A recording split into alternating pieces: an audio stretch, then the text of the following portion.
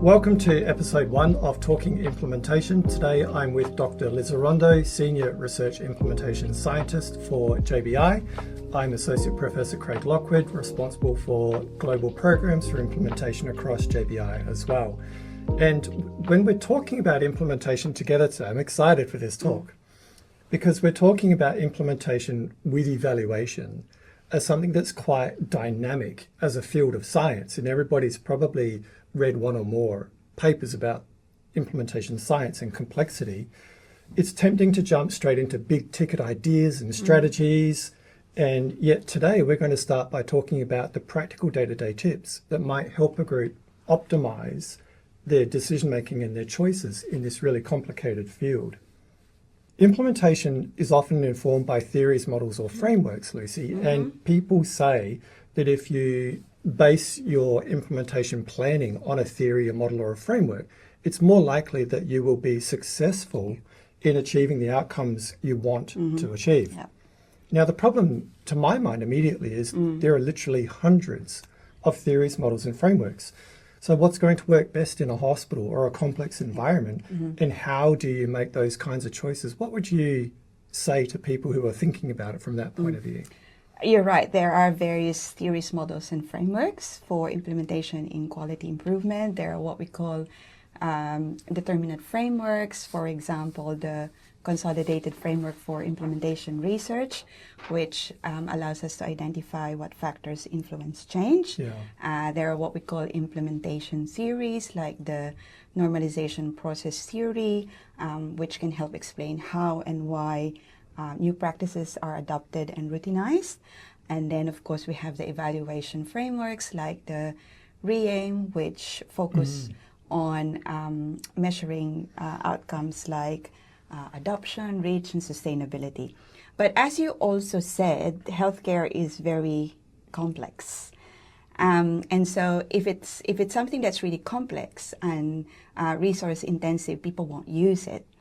And so there are other models, like what we call the process models, and that's where it really shines with health professionals, because they give them a pathway or a roadmap, which actually help them with the process for implementing change. And it actually aligns with their organizational goals and also within the available resources of their health organization. So yes, while we learn a lot from the different theories and frameworks I've mentioned earlier, I think it's the process models like query, knowledge to action, and the JBI 7-phase process models that are really valuable for health professionals in a very complex healthcare environment. Yeah. Lucy, I couldn't agree more. I think that's so directive and supportive and instructional to go, yes, there's a lot of theory out there. Why don't you start with process-based models, because they provide, as you described, like the roadmap or the pathway for people. So if an organisation is really looking to improve an area of care that's congruent with the organisation and the structure of care, that's congruent with their culture and context, they should start, shouldn't they, with a process model.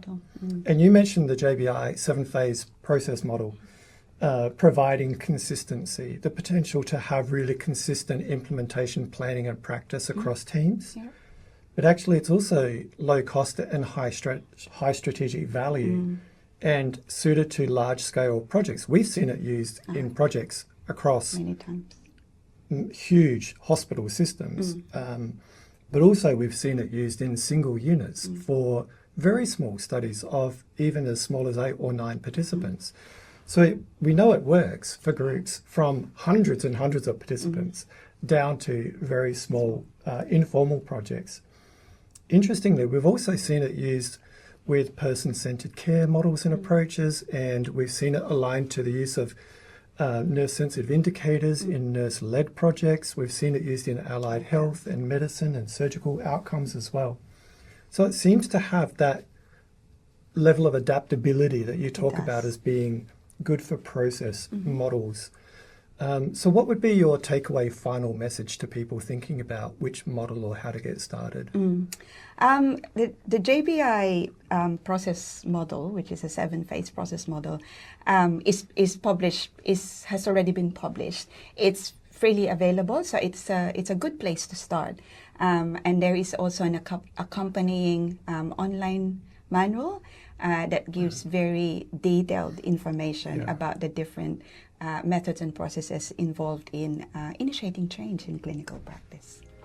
Lucy, thank you so much. That's really helpful. And if you're listening, get online, look at the JBI website, access the handbook, and you can get started quicker at lower cost with your own implementation planning.